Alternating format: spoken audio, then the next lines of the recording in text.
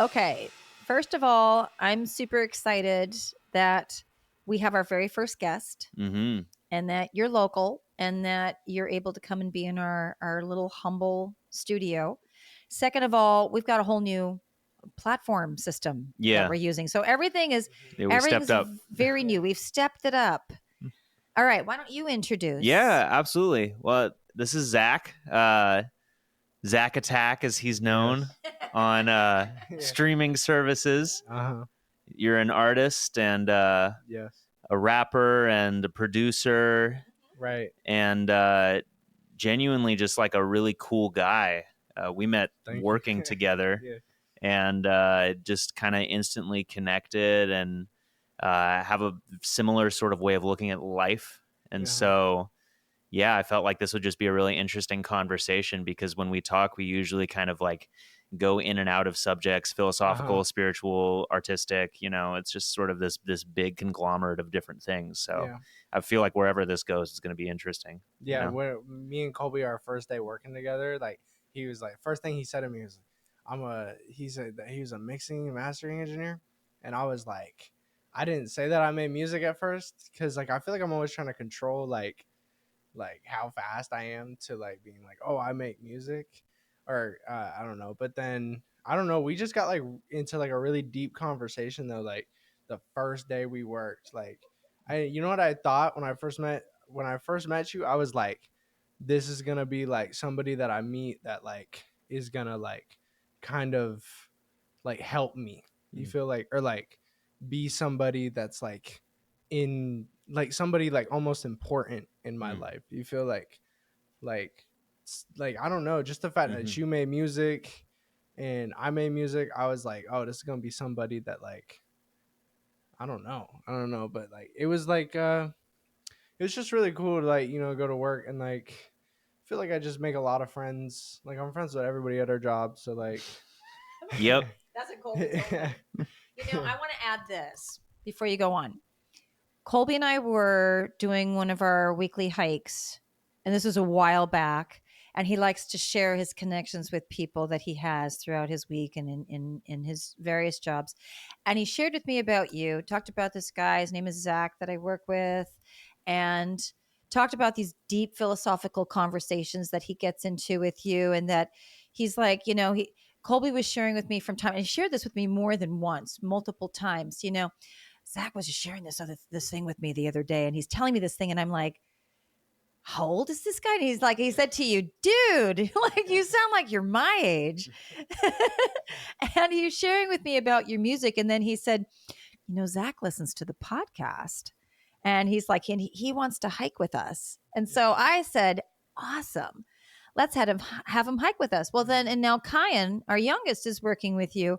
And I went to go pick Kyan up from work, and you came out. It was the first time meeting you. And that was literally just a few weeks ago. And I gave you a big hug.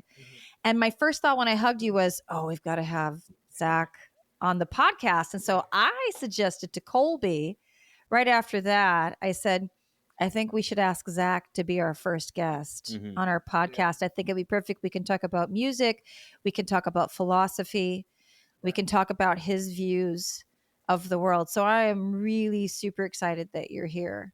Yeah, and I actually really like the things that you guys talk about because I feel like you guys like bring hope in like this world. Like you guys like give people hope. Like it's nice to like hear that like, or it like giving people an answer. I guess it's just like anything, like you believe in a religion, like whenever you ask a religious person like a question, they'll like respond back to you with like a verse, like a Bible verse.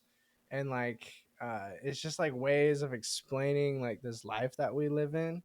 And like I don't know, it just like I always agreed with like I just always liked the things that you guys was talking about. And I was gonna say that we should do the podcast on a hike.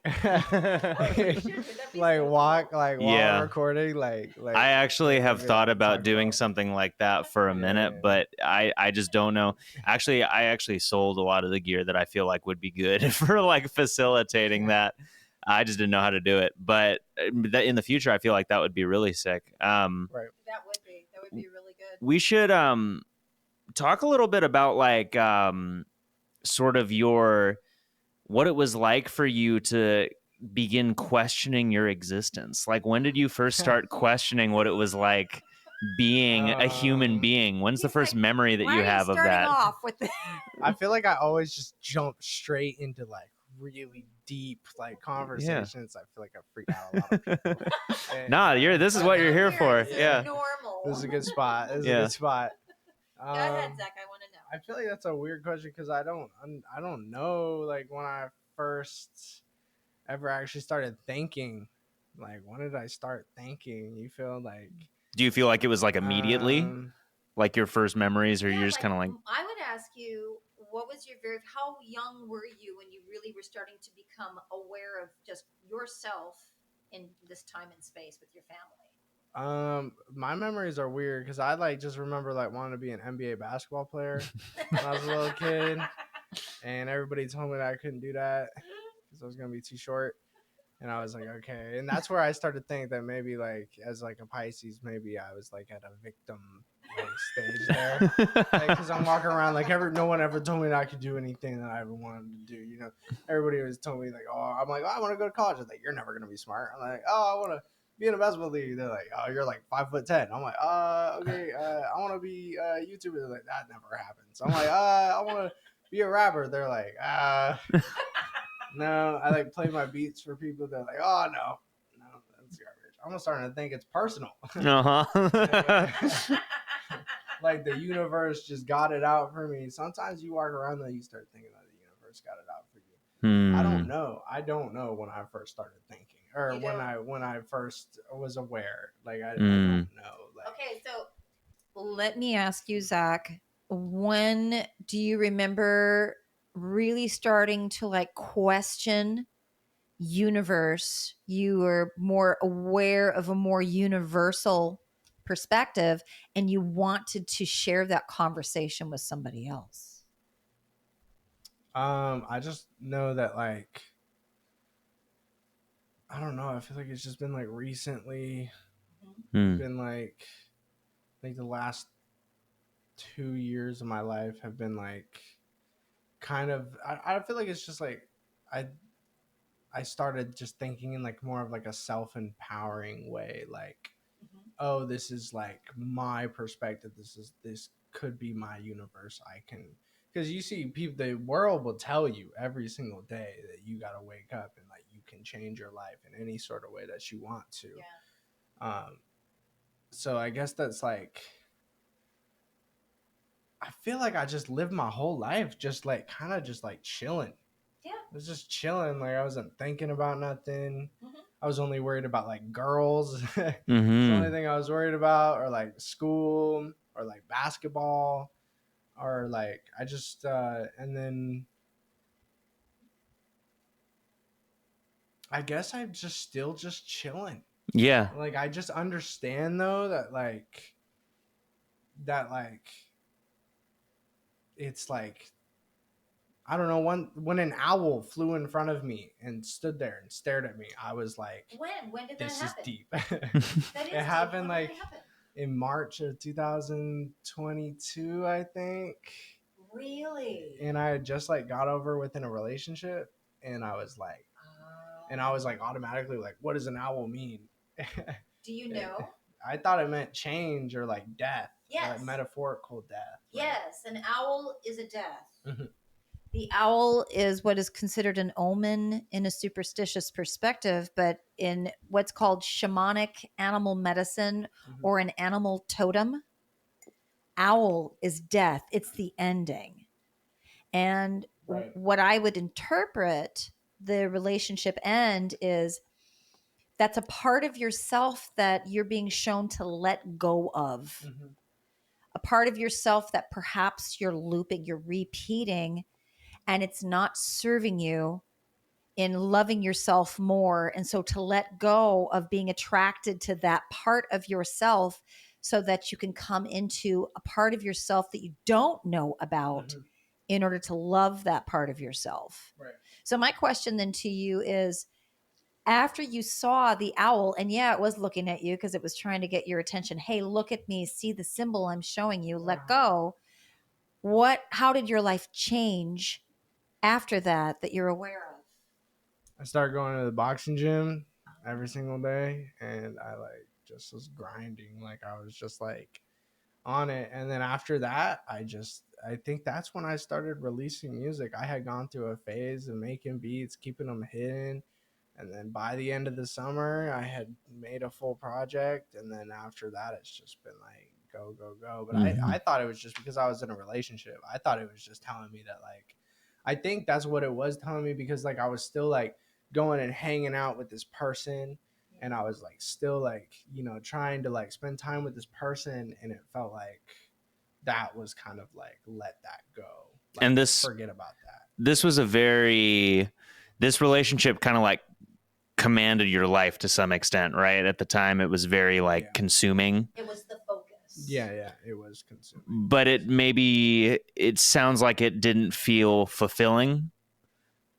It was okay, just chill. But no, yeah, I was like, every time I was like, we need to break up. They're like, why? I'm like, I need to work on my music. Right. It was always music. So the owl is the death of that, and then the rebirth of like you as a new person. It's like even a codependency. Because what I see the owl for you, because it means something different for everybody, and it's death. Owl always means death. But for you, what I'm seeing is it's pushing you because your music needs to be heard, and you were hiding it, Pisces. Hidden revelations. Yes. And as an astrologer, I would say at that time when this happened for you, you were having a planetary transit. There was an alignment that was showing you, which sounds very Scorpionic, the Scorpio of the death and the rebirth. And the owl can represent Scorpio as well, which is the death and the rebirth. Scorpio is incredibly intimate, but Scorpio has to reveal its internal, its blood and its guts. And going to the gym, going to the boxing gym is also a symbol of like the brutality of that death. And then your music comes out of that. Yeah, it's transformative. Exactly. It's transformative. Totally transformative.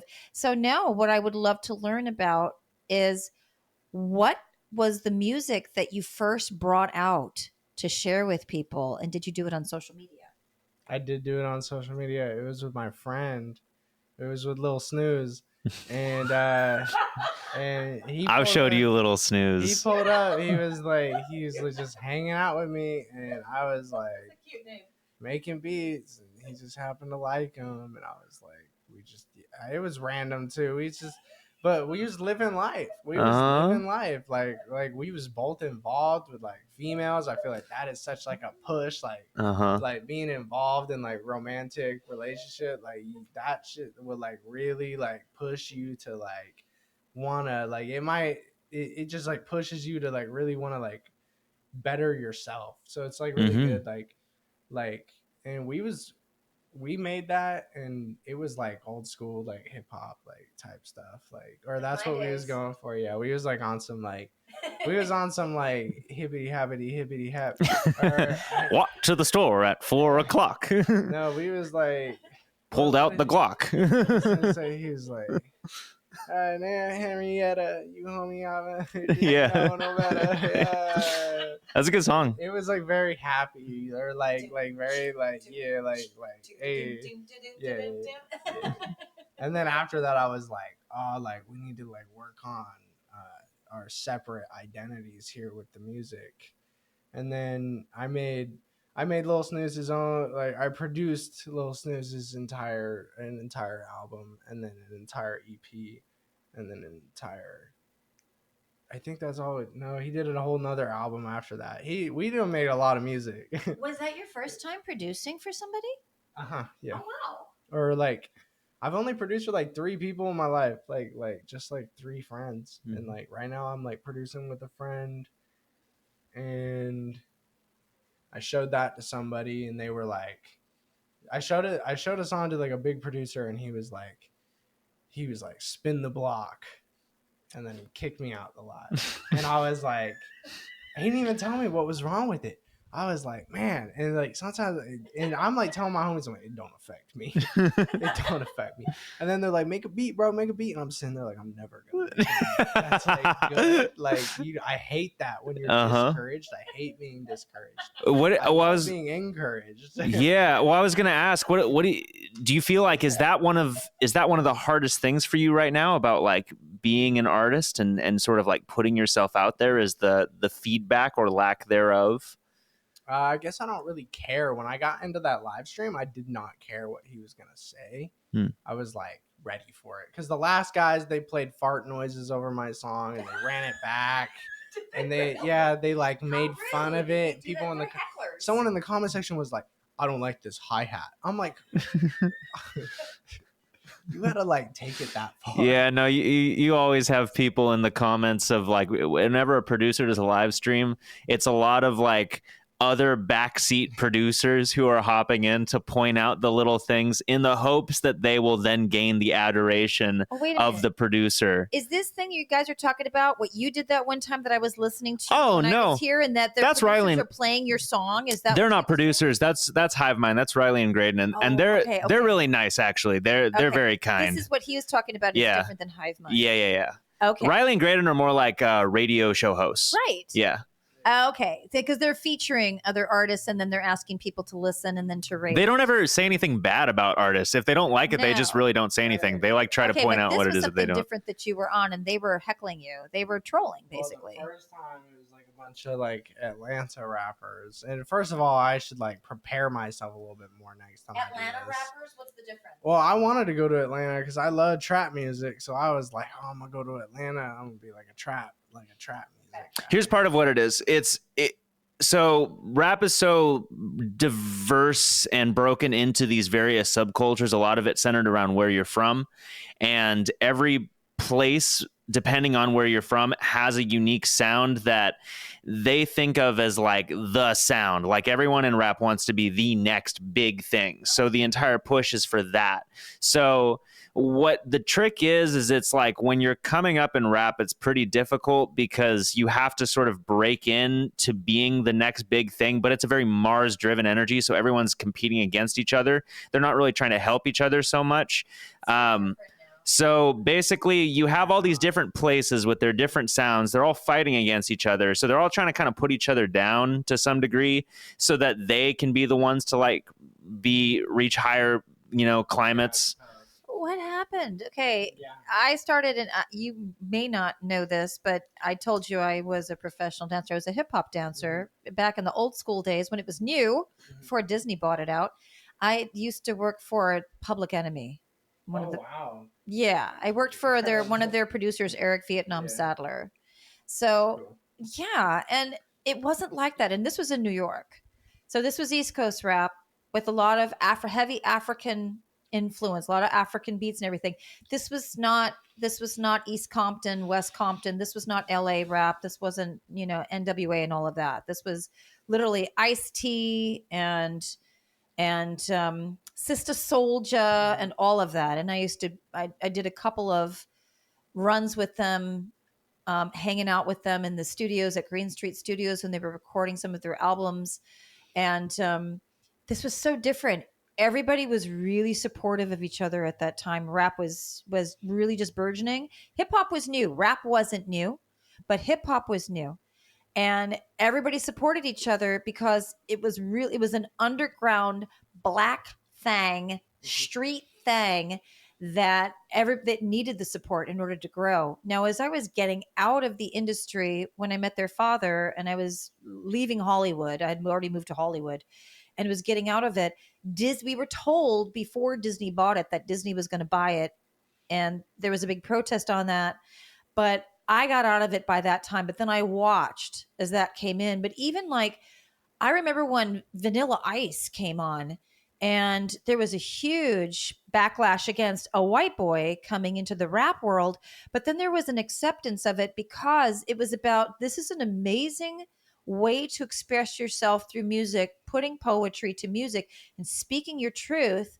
And we have to support each other. So to hear that it's become that competitive at that level, I just feel a little disappointed. It's because there are so many people trying to do it, because there's the possibility. I mean, if you think about it, rap still signifies a struggle. It still signifies a struggle to get out of poverty.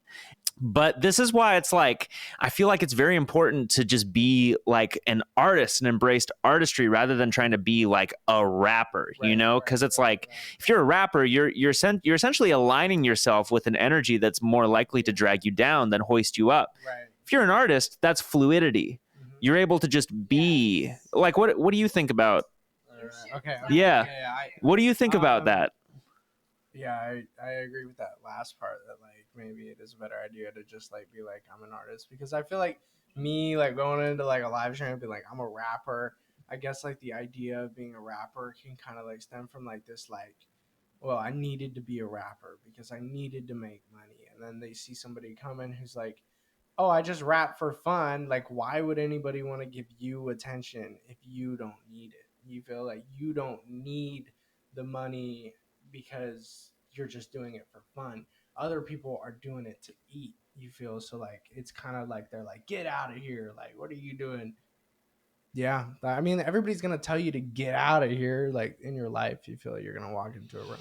That is the other thing. Is I was gonna say, it's like part of it is that this is also your hero's journey, and so we all have these obstacles that we encounter that present themselves.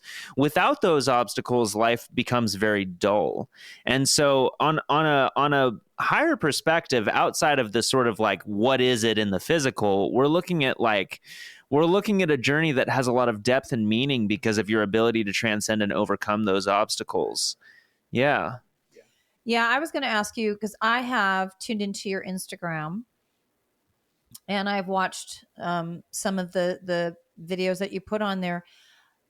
You sing as well, though. Oh yeah. You don't just rap. Probably more singing than rapping. That's what I'm getting, is that you're singing more than you're rapping. So my question to you is, do you feel like you want to rap in order to put yourself out into that kind of a mainstream rap genre in order to try to make some money?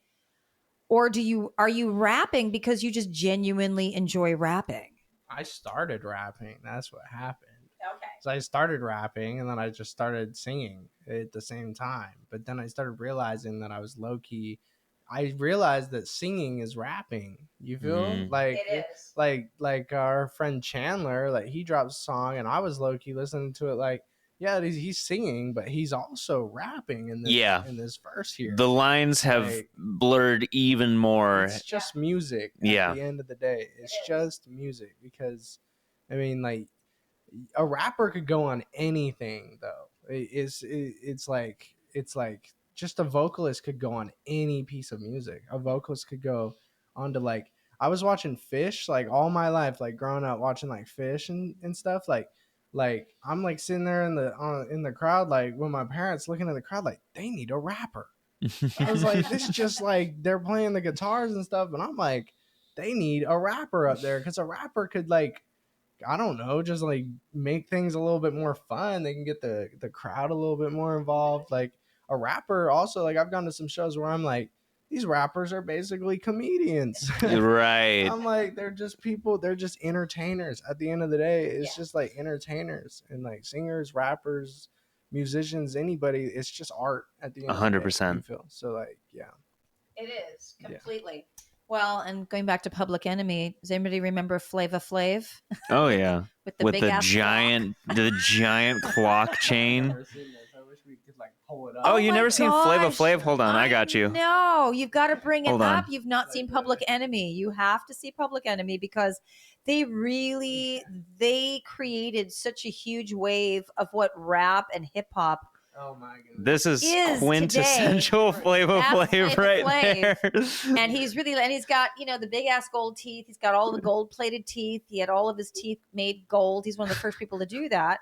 With the big clock, that's his signature. I like this one. Around his neck. Yeah. I like that hat. Look at that. He didn't wear that hat when I was working with them, but he always wore his baseball cap to the side, but that big clock, the gold flashy teeth, and he was the comedian of the group. That was his whole thing.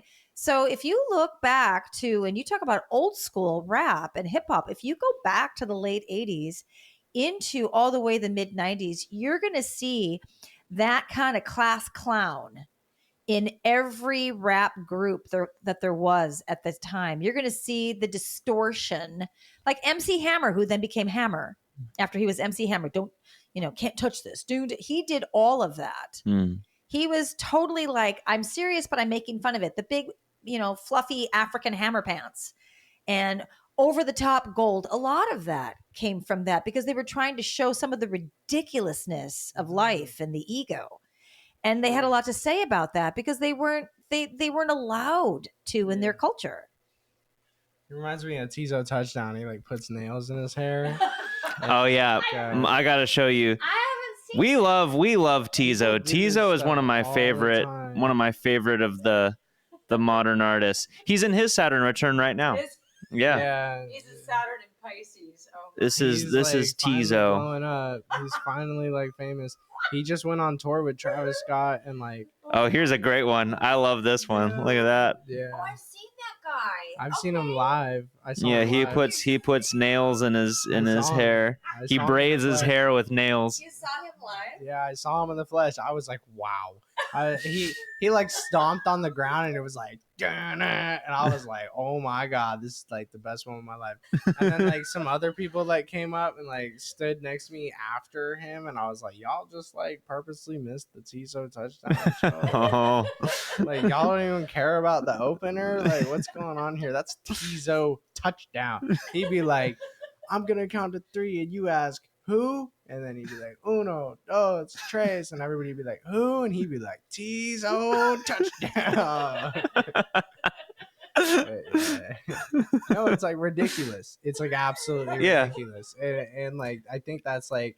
And the funny thing is that there's always behind these personas, there is always a brilliant mind that has the most like fascinating things to say. Yeah. Like I became fascinated with him after I saw how unique and weird his delivery was, and I saw him do these videos. I found him on YouTube. Before he had been getting some good views, like in 50,000 plus. He had like a couple 100,000 on like his most popular video, and he was standing in front of this like graffitied garage in Texas where he lives and just doing like video game like NPC motions like in Street Fighter when you're like selecting a character, and he would just be like singing into the mic, and then he would have the mic right there and it'd just be a fixed perspective, kind of like how this camera is, of like the side angle. And then he would do these crazy outfits with the nails and the hair, and I was like, this man's delivery is so unique and so interesting. There has to be somebody fascinating inside of that character, because only somebody who is really thinking outside of the box would come up with something like that. Yeah. And lo and behold, it's like, the wisdom on this guy is insane. I knew he would blow up. I knew he would make it, because it's always that type of person who is just unashamedly not afraid to be ridiculous, like to be so much like 150% of themselves that they blast through like all of the noise so that they become visible. And to me, I really value that as an artist. I really see that as being like, that's like it's the Andy Warhols of the world, or the Jean-Michel Basquiat's. It reminds me of like Eminem when he first came out on the scene. He like shocked a lot of people. Yes. And Tyler, the Creator, like came out on the scene and he shocked a lot of people with like these like gruesome lyrics and stuff. And like Cemetery, like the one guy, he just shocks a lot of people. Like these people who like shock you and like throw this stuff in your face. Like it's weird how they always turn out to just be like they actually had something good to offer. Like it wasn't just like going crazy and like doing something like stupid. But yeah, like it's like a method. It's like a method of like getting like a platform. Like that's what Tyler the Creator said. He said he just wanted a platform, so he just said the most crazy stuff. Me, I don't think I have anything outrageous to say. Like I just would like to just make like some like good music. I want to make like, I always said that I wanted to like get so good at sound engineering that I could scare somebody with it. like like create a sound that's just like so you know how frequent it's you can be a magician with the music. Like you can frequencies, you can really like I mean that's what they do with movies and stuff. They scare you with the sounds Yeah. and I just thought it would always be cool to be like a magician with the music. I just want to be a magician. Everybody, like a magician's an entertainer. Yeah. Yes. Like they're all just magicians. Is just like weird, like little, like things to entertain you. I don't know. Yeah. It's all just entertainment and art. You feel? No, 100%. It is. Yeah. No, it is because it's about bringing change. It's about creating change because we learn through change. So your desire, from what I see it, your desire to make music, the music that you want to express, is about bringing change. We all want to share our signature, our voice out into the collective. And when you get a calling, which is the desire to create music and to make it public, you're trying to have an influence. Mhm. You want to create change. And I would say, especially for your generation, you guys are here to bring major change to this planet because the way that we're continuing to live, we're looping, and it isn't supportive of all humans, of all beings. And so all of these little ripples that everybody's making with their music, with just trying to get people to see a different perspective of life. You know, when we talk about the new age and the new earth, the age of Aquarius, we're in it now. It already started. And it's about bringing in change. Mm-hmm. And that's what you guys are here to do. That's why it's really important that you do make your music, that you do share your music, that you speak your voice. And when you say, you know, I don't really know, you know, what I'm saying, but you're learning about yourself by just making your music and putting it out there. You desire to learn about yourself. That's the whole path of self-discovery, is just, all right, I'm going to make what feels really, I'm passionate about. What is it that feels really cool to me? What is it that feels different? And it could be wearing nails in your hair because it's different and it brings up different emotions in people. It helps people to think differently, think outside the box. Nobody's done that before, or nobody's done it this way. Your voice is needed and necessary. And so you're going to discover yourself and see what your patterns are by following your heart and putting that out there, because then you're going to be able to reflect back on it. Pisces, reflection. You're going to be able to reflect back on it and go, oh, I see a part of myself I haven't seen before. I'm so glad I did that. And then you're going to find that your music has even more depth for you. Yeah.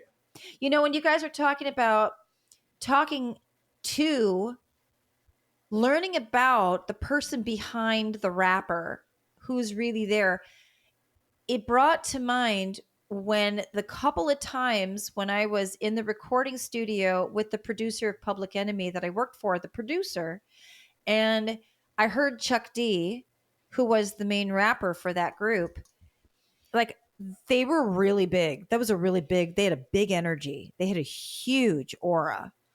And when I heard Chuck D speak off mic, everything he said was so deep. Everything he said completely had full bodied meaning. And I remember turning to Eric Sadler and I just kind of whispered to him, because he was a very chill guy. You're not chill. He's chill. Compared to Eric Sadler, you're not chill. And he was just like stoic chill. And I'm like, oh my gosh, everything he says, he goes, it carries weight. And I was like, no shit. I said, this is unbelievable. He goes, every word he speaks is poetry. Now you know why he demand behind the mic. Yeah. I got something to say. No, Yeah. Yeah. You know, and I mean, this is if you haven't heard Chuck D, once again, this is it coming up. I mean, that's the way that he rapped, but he also kind of spoke that way too. Everybody has to find their voice. Throat chakra. Throat chakra is all about your personal signature.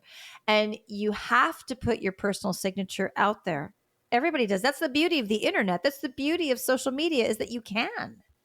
everybody now can have their own following. Everybody can have their own audience so that you can affect people. Because that's really what it's about. It's about bringing in an effect, a change, because it's all about learning. We're learning about ourselves and we're learning about each other. Right. Sometimes it takes a little bit of time to get to a point where you can build yourself up to a point to where you can, when you are ready to inspire the world, sometimes you gotta go like sit in a dark room for a little bit and really like figure out like what is it that I'm trying to say here. Mm-hmm. I feel like I'm in that stage right now, kind of like that back to the drawing board stage, or like I've been at the drawing board stage. Because my dad, he's always like, when are we doing another show? When are we doing another show? And I'm like, I don't have anything to say. Mm-hmm. You feel like I had something to say, Mm-hmm. but I honestly, like, I'm kind of like shocked when I see people like have these careers where they like start doing shows and they get all famous and they just like keep it going like for so long, because it's like y'all don't ever like take breaks. Mm-hmm. like you think about that, like once you get going, once you get like a fan base, you have to like keep going like with that, or else you're gonna lose it. I think I was building like some sort of like a following at some point, and I feel like every time I like get somewhere, I just like turn around and I just like walk back like, nope, not doing it. You Okay, feel? but why? I get scared. Of what? Feel? What are you scared of? Maybe I'm just scared of the success. You feel? Like I don't know what I really fear. Real you quick, feel? we're gonna pull up your chart here because Yes, because Zach, what I'm thinking is that you're scared of the success, but we're at a time now when you can have the level of success that you want to have. We're no longer, because I lived in Hollywood. I did that whole Hollywood career thing, and that was before the internet. And the reason why a lot of these people, and you already know this because you answered this, once artists get a certain level of notoriety, as soon as somebody pitches to them to manage them, to publicize them, you have staff and you have to fund that staff. And therefore, they have to produce. And if they're not producing, other people are hired as ghost writers to write for them and produce for them. Or you're going to take former hits of other artists, you're going to get their permission, there's royalties attached, and they're going to revamp that song and they're going to launch you so that that person who wrote it gets royalties. They get paid, you get paid, then they franchise it, et cetera, et cetera. And as you already know, how many artists, especially in the music industry, burn out, want to get out of their contract and start to protest, and then eventually they can get out of their contract and they kind of drop off for a while. It happens all the time. If you ever look back at Hollywood celebrities, actors, singers, rappers, and like whatever happened to that person, it's because you do get burned out as an artist. But when you're on a contract, when you're on a roll, you can't step out of it if it's generating all of that revenue for everything. And sometimes when I hear artists like yourself make that statement of a fear of success, I'm not so sure that it's necessarily a fear of success of now I get to put my stuff out there, as there's an expectation that you're going to stay at that level. And we can't stay at that level all the time. There's ebb and there's flow to everything. Maybe I don't feel like putting out that level of something that you're going to be able to market as a huge hit. Maybe I feel like I just want to be super low key here. Or, maybe I can top it sometime, but it just depends on the algorithm of your life. Mm-hmm. Did you find? I need your birth time. Do you know that?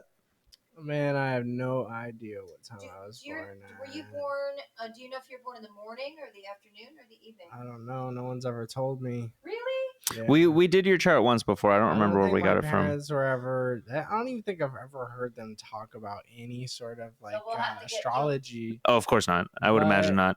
No. I learned. You'll have to find And your birth certificate. were you born in Eugene or where I were? was born in Las Vegas. Well, that's right, Oh, Las you were born Vegas. in I was born in Vegas, so I gotta go back there and get a residency one day. So it Like would at be a- good for you to either ask your mom, or if you have a copy of your birth certificate, your time will be on that, and then you can get that, and then you can text that to Colby so we can get an accurate chart for you. It shouldn't be too off though. Will it be no, I off? mean, we can just do it. No, I mean we'll noon. find the. We can just find the basic planets and cast a chart at noon. Yeah. I like some. We actually we did do this because you actually had your stuff saved. You had your stuff saved because I think because of who you were dating at the time. This is when we had first. You had the app.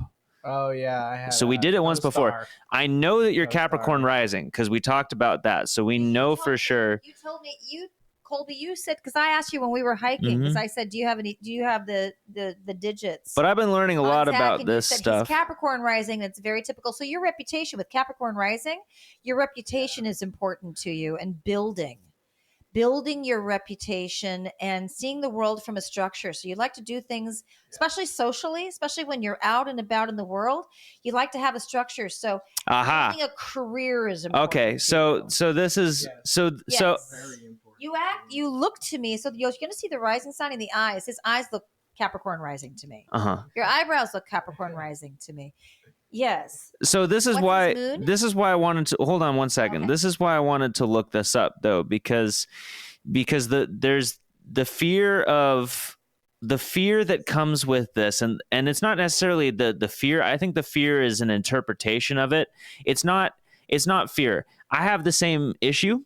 I have my entire life, and it is this feeling of being blocked. Whenever you try to do something, you lose steam. And whenever you are sick of something, you pick steam back up. Mm-hmm. And I've pinpointed this down to the astrological configuration. It is Mars opposite Saturn, and you have Mars opposite Saturn, just like I do. Okay. And so Saturn, I'll just explain this real quick so you can understand. Yeah. Saturn is, if we think about it, this is all kind of Greco-Roman stuff. Saturn is the father, is the patriarch. Saturn is also the general, the tactician. Uh-huh. Capricorn is ruled by Saturn.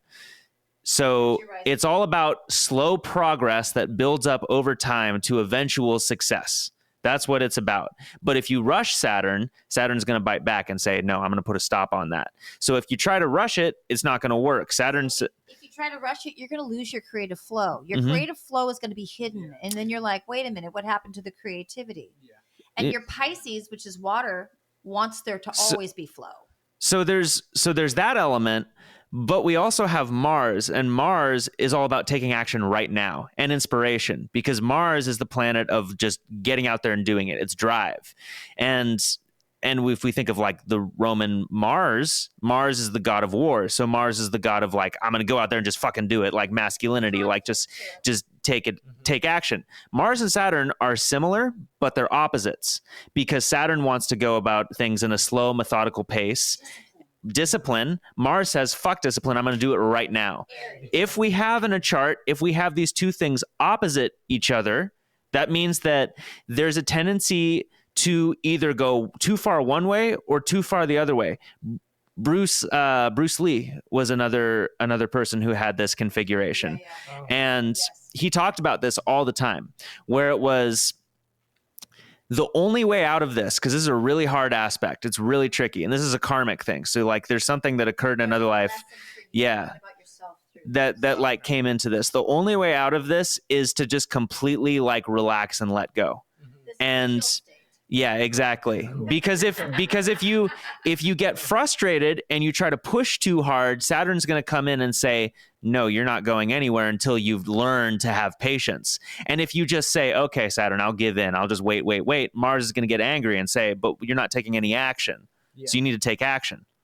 That's literally happening to me right now. Right now, yeah. It's happening to you. And I will share with you that it is actually, it's favorably aspected to your sun in Pisces. Pisces is flowing with this. And so that's why you have this, I'm just chilling. I'm just in this chilling thing. That's exactly where you're supposed to be. Mm-hmm. So that the revelation comes to you, because Pisces is a receiving energy. So you're just receiving it right now. It's like, okay, I'm chilling with it. There's an algorithm. Universe is algorithm. There's an ebb and a flow. And right now you're in the ebb. The flow will come. Mm-hmm. It will all come. Right now is the time for you to receive. Just relax, go about your life, observe, interact. Things are going to change, especially in your 20s. They're going to change a lot. And so you're really on this very deep path of self-discovery right now. And chilling is the best thing that you can do. What is his moon? Sag. Oh, that's right. Exciting. You guys make life a little bit more exciting. That's what I wanted to say at the beginning. You guys make things feel a little bit exciting, like you're not just like, we're just nobody, nothing.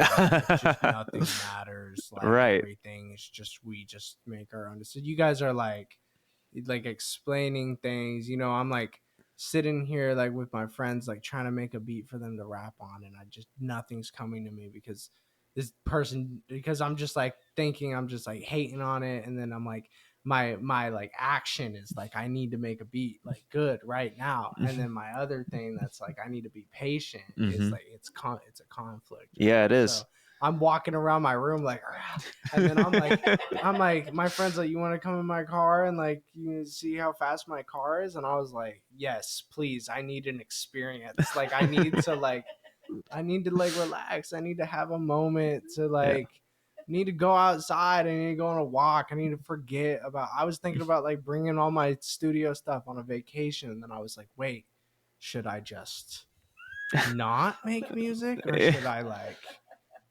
bring it just in case? I feel like I should bring it because I'm like, should I just like let go of it? Forget that I used to tell Kobe, I used to be like, I hate the music. The music doesn't matter. It doesn't matter. We have to be like, I don't care about the music. I guess like also like I wake up every single day kind of like, when am I gonna like make a good song?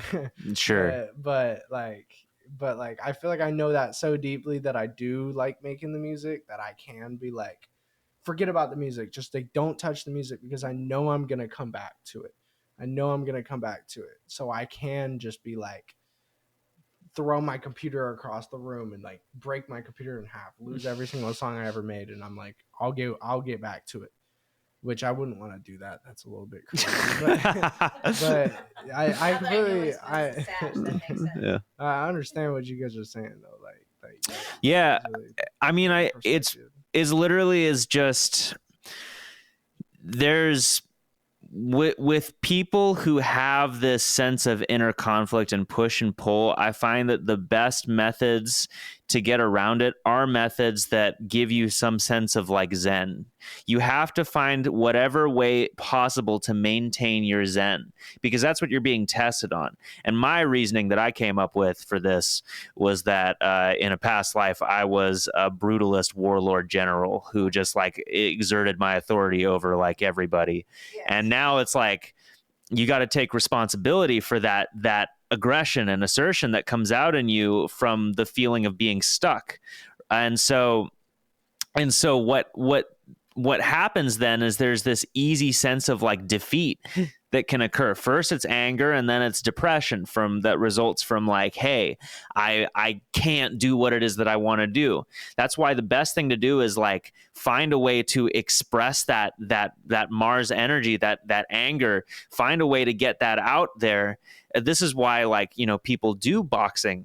This is what boxing is for like finding a way to get that out in a controlled manner. And actually, this is why Bruce Lee did what he did, because he found that through martial arts, he could get complete control and balance over himself. He balanced those two polarities of discipline and assertion perfectly through that art. So, you know, you don't necessarily have to be like a professional boxer or a professional fighter to do it, but it's just like whatever it is that helps you get there. Like, I'm not really much of a fighter myself because I have Mars in Libra. And so I'm generally have my entire life, and it's not because I know that I have Mars in Libra. I was wondering forever why I would always, like, when I was young, I used to have this thing where I'd be angry and I would like get in fights, and then I hated fighting. I hated how it felt. I hated the fact that I could inflict pain on somebody And that whole feeling just felt so gross. So I'm not a fighter, is what I've realized. I'm not a fighter. So, but that aggression is still there. So it's like whatever it is that you can use to maintain that balance so that you don't feel choked. It's this sense of just coming into a calm sort of center. That's why I meditate, and that's why I also have stopped. That's why I let go of all of the of holding on to the Mars themed things in life. Like, I've got to make money. I've got to go out there and get like a career. Like, I let go of all that stuff because that's not. I've learned from my own experience that if I strive for those things, I get pushed farther away from them. That's just my karma in this life. And I am willing to bet that you will probably find something similar. Yeah. Do you think there's like past life karma that's going on here? Like there's like Yeah. past life karma? I tell my homie all the time, I'm like, you must have done something really bad. Honestly, karma's not bad. We come here with karma in the third dimension. You can't be here without karma. The whole point of being in the third dimension is to learn these things about yourself. And you want to go through conflict because honestly, we're all light. Yeah. And you can't be here without shadow. And you can't learn about your light without the shadow. So you create shadow for yourself in every life in order to learn more about yourself and to learn to love that darkness in yourself. We're here to learn to love the darkness. We already love the light. That's so easy. It gets boring. That's boring. We want the darkness. That's why horror and murder and all of that is created. People go, how could God accept, babies being eaten? Because God wants to experience babies being eaten because it's fascinating. It's very interesting because God gets bored. Yeah, look at it from God's perspective. And I think because everyone always narrows it down to a human lens, like, I feel terrible, therefore God must feel terrible. Otherwise, God is a bad thing. There is nothing bad Right. in the eyes of Source. It just is. Everything just is. There's no judgment outside of the third dimension. So of the realm. One of the perceptions that we have of karma as a Westerner, as what you're saying, is that karma must be a negative construct because it accumulates over time. But in reality, it's necessary. Karma is literally just action equals an opposite reaction. Yes. So if you do something, it's going to either produce more of that thing or produce the opposite of that thing. Or produce the opposite of that thing. And so that's why you have to approach everything that you do with as much conscious awareness as possible. So you've got to get your mind here now.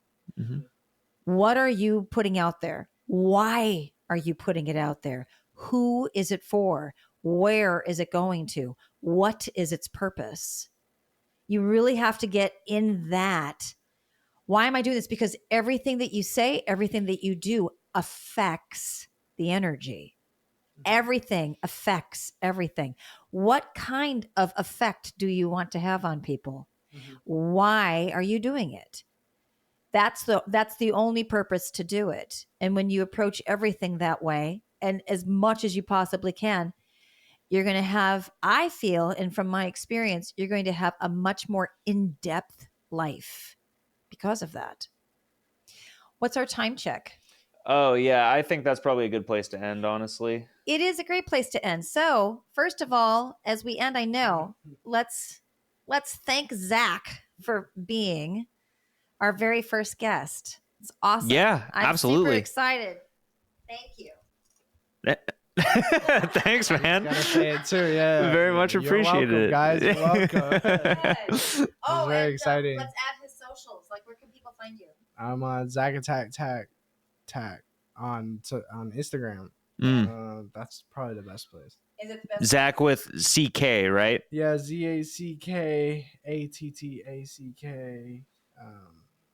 Zackattack. Zackattack. So like the tack at the end of Zackattack plus two more tacks.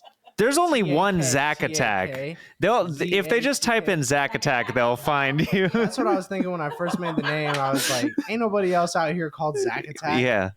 Like, I'm the only. How am I the only Zackattack? I feel like one day someone's just gonna blow up on Zackattack, and I'm gonna be like, oh boy. Yeah. And it'll be you. Yeah. It will be you. You're the one who's gonna blow it up. Yeah, I'm gonna. Yeah. Thank you so much to everyone who listened to this week's episode of the podcast.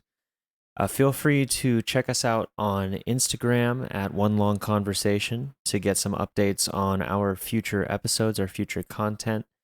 You can also follow us on Patreon and become a member. We have a lot of interesting and awesome perks and cool ways to connect with us and our community that we're forming there. So go over to Patreon at One Long Conversation, and you'll find us there. We also have these episodes going out on YouTube now. So if you go to YouTube, yet again, at One Long Conversation, you will find video versions of these episodes. So yeah, thank you so much. We'll see you next time.